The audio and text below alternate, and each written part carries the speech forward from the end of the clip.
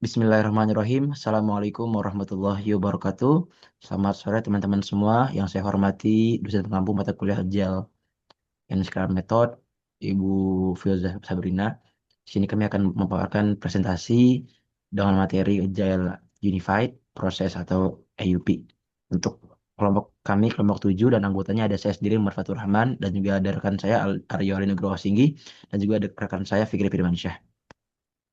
Oke, kita masuk ke bagian pendahuluan. Sini adalah latar belakang dari IUP. Jadi IUP ini singkatannya penyengatannya itu Agile Unified Process yang merupakan adaptasi dari Rational Unified Process atau RUP yang dibuat lebih ringan dan sederhana. Metodologi ini dikembangkan oleh Scott Ambler pada tahun 2005 dengan tujuan menggabungkan struktur RUP yang sistematis dengan fleksibilitas prinsip Agile. IUP dirancang agar sesuai untuk proyek perangkat lunak yang membutuhkan keseimbangan antara dokumentasi yang cukup terstruktur dan kemampuan adaptasi secara cepat terhadap perubahan kebutuhan. Jadi emang IUP ini merupakan sebuah pengembangan dari RUP. Untuk sejarah singkatnya, jadi Rational Unified Process atau RUP sering dianggap terlalu berat karena menuntut banyak dokumentasi dan aktivitas formal yang cukup kompleks. Untuk menjawab kelemahan tersebut, Agile Unified Process atau UP kemudian hadir sebagai versi yang lebih ringan. IUP menekankan pada iterasi singkat, komunikasi tim yang lebih intens, serta delivery produk yang lebih cepat.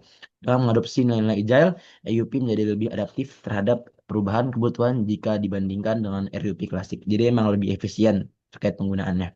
Nah, IUP menekankan pada iterasi singkat, komunikasi tim yang lebih intens, serta delivery produk yang lebih cepat agar pengguna bisa segera merasakan manfaat dari sistem yang sedang dibangun.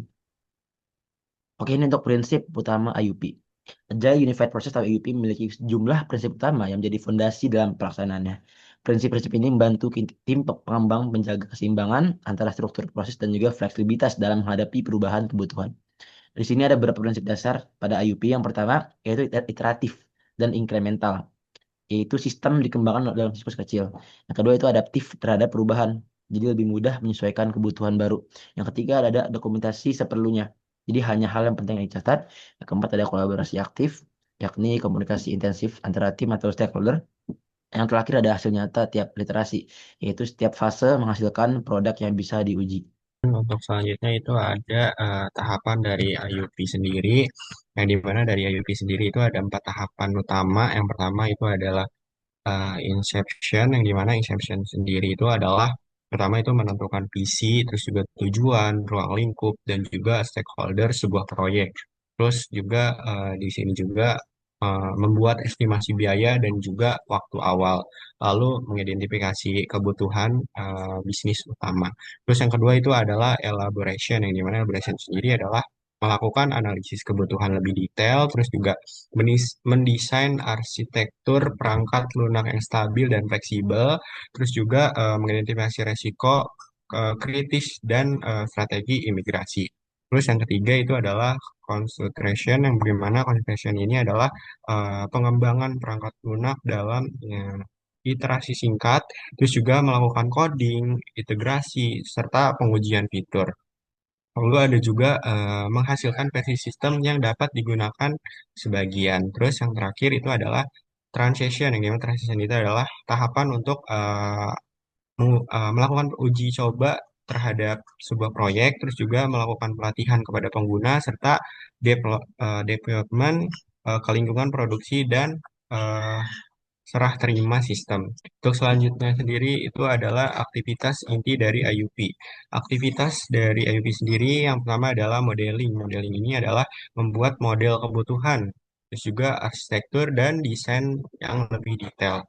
Terus yang kedua adalah implementation, yang dimana ini adalah penulisan kode, mengintegrasi modul, serta refactoring. Terus yang ketiga itu adalah testing, yaitu menguji unit, integrasi, sistem, dan penerimaan pengguna. Terus yang selanjutnya adalah deployment, yang dimana ini implementasi, distribusi, dan rilis sebuah aplikasi. Terus yang selanjutnya adalah configure management. Ini yang di sini adalah mengendalikan versi kode, build, dokumen, dan perubahan. Terus yang selanjutnya juga adalah project management, adalah perencanaan iterasi, tracking progress, alokasi sumber daya, serta imigrasi resiko. Terus yang terakhir adalah environment. yang dimana menyediakan tools, infrastruktur, framework, dan konfigurasi agar tim dapat bekerja lebih efektif. Terus yang selanjutnya adalah peran dalam IUP. Peran dari IUP sendiri yang pertama adalah developer, itu mengimplementasikan kebutuhan ke dalam kode, membuat tes unit, serta melakukan integrasi modul. Terus yang kedua itu adalah arsitek sistem, dan memastikan rancangan arsitektur memenuhi kebutuhan fungsional dan non-fungsional. Terus yang selanjutnya adalah tester, itu menguji kualitas perangkat lunak melalui berbagai level testing. Terus yang selanjutnya itu adalah project manager, yang dimana mengolah jadwal, anggaran, resiko, serta memastikan pencapaian tujuan proyek. Lalu selanjutnya itu adalah stakeholder, yang dimana ini adalah pihak pengguna, atau bisa bilang pengguna, terus juga klien ataupun sponsor, yang di mana nantinya memberikan kebutuhan, masukan, dan juga feedback iterasi. Nah, terus yang terakhir adalah bisnis analisis, yang itu yang dimana di sini itu adalah sebagai penjembatan komunikasi antara stakeholder dan juga tim teknis. Selanjutnya adalah kelebihan dari IUP sendiri. Yang pertama itu adalah lebih sederhana dibandingkan RUP klasik. Itu dokumentasi dibuat sepenuhnya tidak berlebihan. Terus yang kedua adalah adaptif terhadap perubahan. Itu bisa dibilang mendukung fleksibilitas sesuai kebutuhan bisnis yang dinamis. Terus yang selanjutnya itu adalah keseimbangan formalitas dan kelincahan. Tetap ada struktur unified proses, tapi dengan nilai agile. Terus yang selanjutnya adalah produk bisa divalidasi lebih cepat. Bisa dibilang setiap iterasi menghasilkan software yang dapat digunakan pengguna. Terus yang selanjutnya itu adalah cocok untuk berbagai skala, bisa dibilang efektif terutama dari proyek kecil hingga menengah, tetapi masih bisa diterapkan pada proyek besar dengan penyesuaian. Terus yang selanjutnya itu adalah mengurangi resiko proyek gagal. Bisa dibilang iterasi singkat memungkinkan deteksi masalah lebih dini. Terus yang selanjutnya itu adalah kekurangan dari IUP itu sendiri. Yang pertama adalah lebih kompleks dibanding metode agile murni, yang dimana sehingga kebutuhan pembelajaran lebih awal. Terus yang selanjutnya adalah kurang proper, kurang populer. Bisa dibilang jumlah referensi, komunitas, dan juga tools yang mendukung lebih singkat dibanding metode yang lain. Terus yang selanjutnya adalah masih ada overhead dokumentasi, yang dimana meskipun lebih ringan dari RUV, bisa dibilang ini terasa lebih berat bagi tim kecil. Terus yang selanjutnya adalah resiko penerapan setengah hati. Jika tim tidak disiplin, IUV ini bisa menjadi terlalu birokratis atau justru lebih longgar. Terus yang terakhir itu adalah membutuhkan pemahaman mendalam terkait Unified ini proses. Bisa dibilang tim yang belum terbiasa dengan IUP bisa kesulitan di tahap awal. Oke, selanjutnya ada studi kasus untuk keberhasilan IBM Rational Unified Process atau RUP ini dalam mengadopsi sistem Agile Unified Process ya. Jadi dari latar belakangnya si IBM Rational ini dia menciptakan sistem RUP tadi, dan sistem ini cocok buat proyek-proyek besar, tapi kalau untuk proyek yang kecil atau yang menengah, dia tuh terlalu berat dan kurang efektif.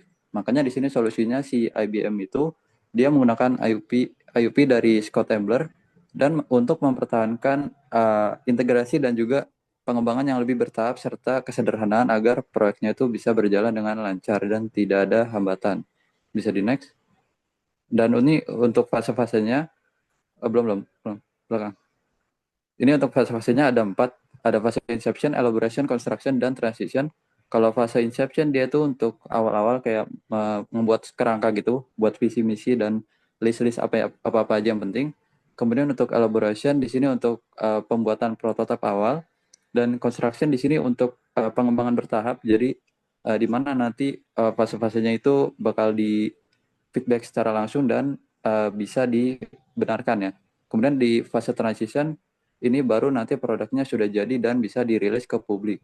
Di sini ada hasil dan juga dampak dari implementasi IUP. Yang pertama itu lebih efisien pastinya karena banyak waktu yang diinvestasikan untuk ke R&D, penelitian dan pengembangan, dan juga mempercepat penyelesaian proyek dari jadwal yang awal.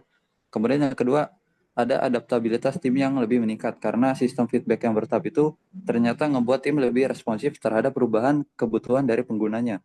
Dan di sini untuk kesimpulannya kita bisa tahu kalau metodologi IUP itu menawarkan pendekatan seimbang untuk proyek-proyek yang membutuhkan struktur dan dokumentasi yang adaptif.